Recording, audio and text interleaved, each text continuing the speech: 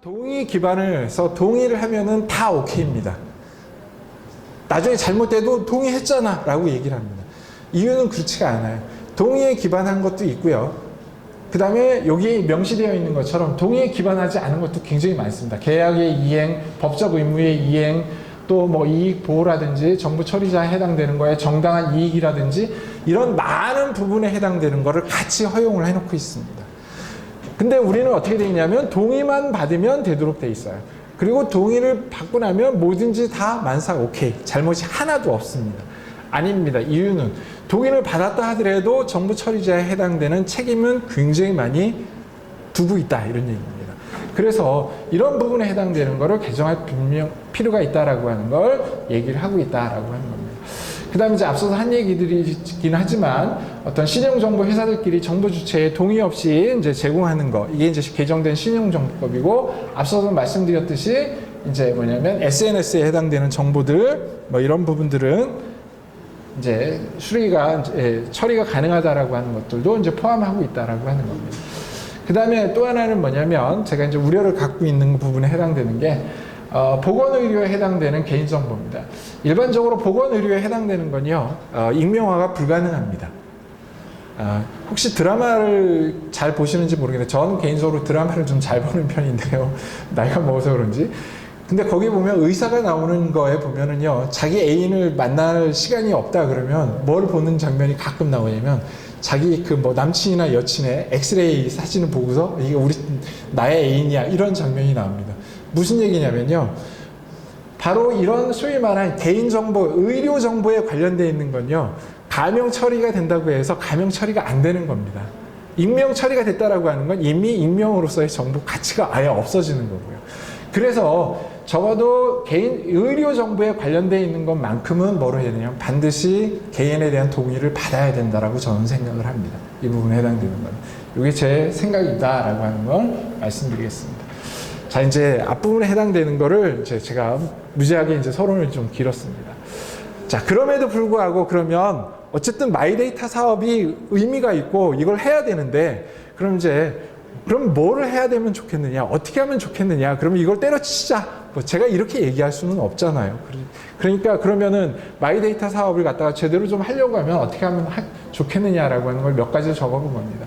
첫 번째가 이제 뭐냐면 프레임워크를 좀 만들었으면 좋겠다라고 하는 겁니다.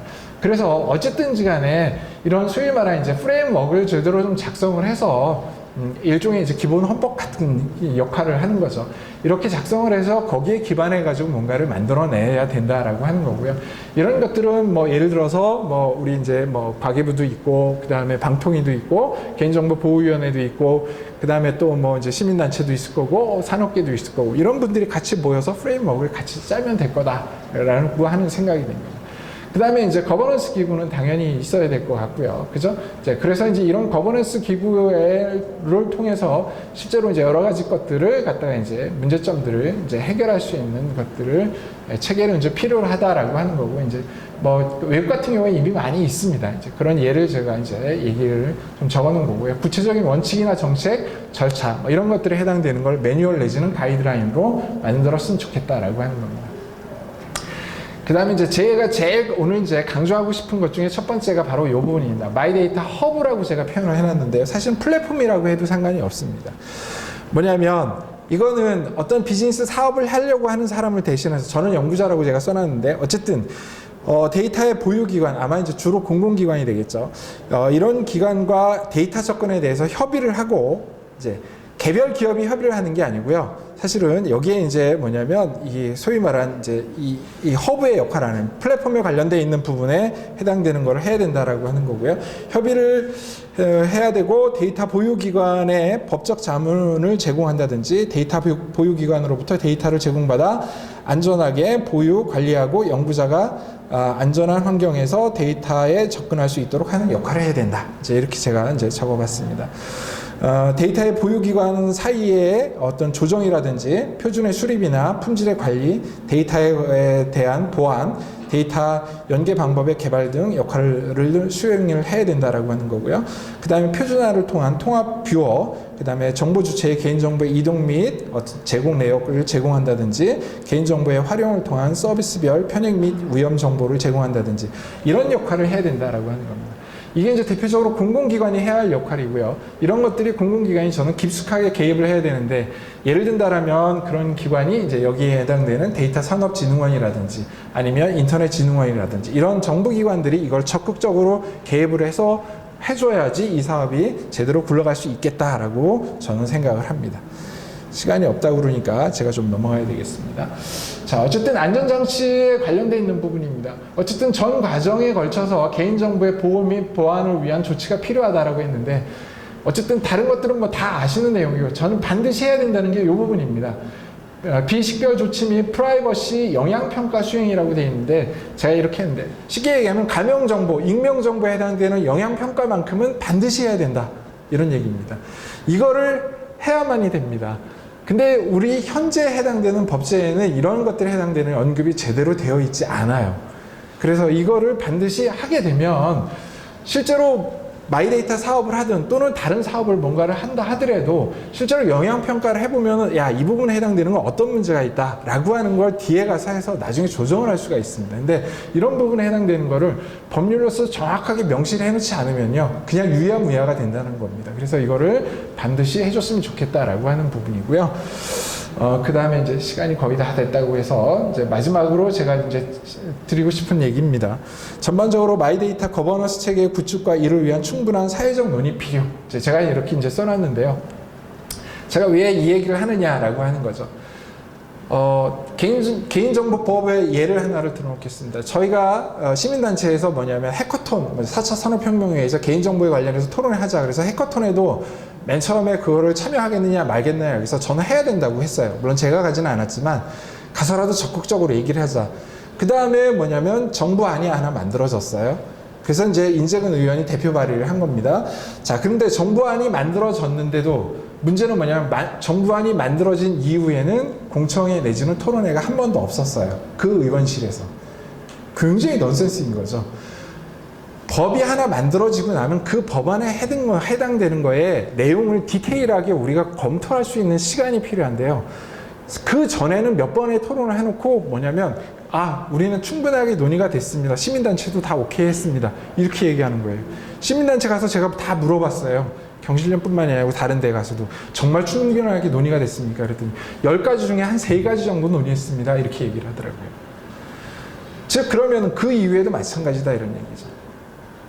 발의가 됐으면 발의한 이후에도 굉장히 많은 시간이 흘렀음에도 불구하고 토론회를 안 거쳤다는 거예요.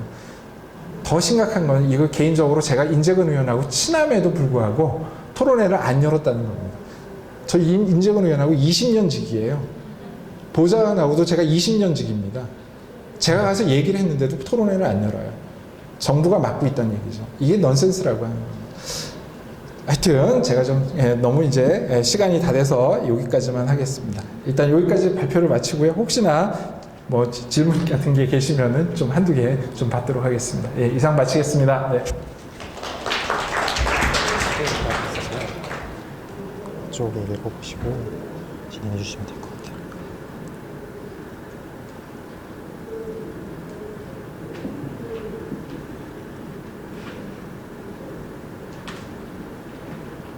이거 첫 번째 거요? 네, 아니 뭐 괜찮은 원하시는 걸로 선택하셔서 아마 이게 근데 딱 구체적인 내용이 많은 거지만 한번 읽어주시고. 네네네. 예, 제가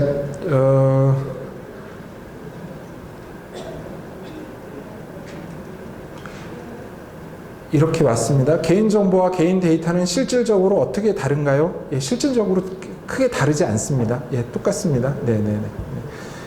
그 마이데이터는 개보법상 개인정보 외에도 개인이 생산하는 광범위한 데이터까지 포괄할 수 있는데 개보법상 협소한 개인정보만 가지고 논쟁하는 실익이 크지 않다고 봅니다. 어찌 보시는지요? 이렇게 얘기를 하고 있습니다.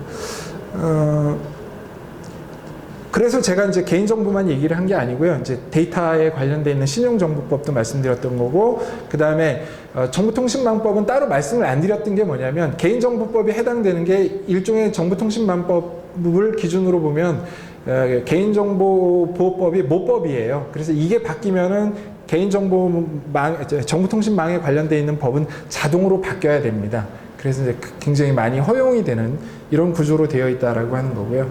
우리나라에는 데이터 이동권이 없나요? 예, 없습니다. 예, 없고요. 지금 현재 없고요. 그거는 이제 본인이 뭐를 해야 되냐면 본인이 동의를 해야만이 되는 거예요. 본인이 동의를 해야만이. 그래서 지금 현재 데이터 3법에 해당되는 건 뭐냐면 핵심은 본인이 동의하지 않아도 이걸 갖다 정보를 줄 수 있게끔 하자라고 하는 게 해당되는 거고요. 그 다음에 마이데이터의 핵심은 뭐냐면 이제 그럼에도 불구하고 그러면 이걸 적극적으로 이걸 뭔가를 하려고 하게 되면 본인의 동의가 없이도 갈 수 있는 것도 있지만 아까 말씀드렸듯이 본인이 동의 없이 갈 수 없는 것들이 있어요. 민감한 정보에 관련되어 있는 부분은 본인의 동의 없이 갈 수가 없거든요. 이런 거는 정보 주체가 적극적으로 의사 표현을 해서 이걸 갖다가 자기 결정을 해줘야만이 데이터가 이동이 가능하다라고 하는 겁니다. 이렇게 돼 있고, 이제 한 가지만 더 말씀을 좀 드리면, 어쨌든지 간에 개인정보에 관련되어 있는 또는 데이터 3법에 관련되어 있는 건 제가 보기에는 통과가 될 것 같습니다. 어쨌든 뭐 통과가 될 것 같은데, 그럼에도 불구하고 제가 이 얘기를 강조해서 말씀을 좀 드리는 이유는 제일 마지막 줄에 있는 겁니다. 일반 시민의 신뢰가 가장 중요하다. 저는 이 부분이거든요. 그래서 저희 같은 사람들의 목소리를 좀 많이 들어주셨으면 좋겠어요. 왜냐하면 이게 저희가 일반 시민들의 목소리를 자꾸 대변하는 거거든요. 걱정하는 사람들, 이런 것들을 우려하고 있다라고 하는 걸 하기 때문에 이걸 갖다가 끊임없이 대화를 하고 뭔가를 하고 논의를 하고 할 경우에는 그래도 뭔가 이 부분에 대해서 제도적으로 뭔가를 개선하고 보완하고 노력하고 있구나 라고 하는 신뢰가 저는 쌓일 수 있다라고 하는 겁니다. 너희들은 그냥 뭐 산업을 너무 모르는 사람들이야. 그냥 이렇게 그냥 치부해버리지 않았으면 좋겠다, 이런 얘기입니다. 네, 이상으로 발표를 마치도록 하겠습니다. 예, 감사합니다.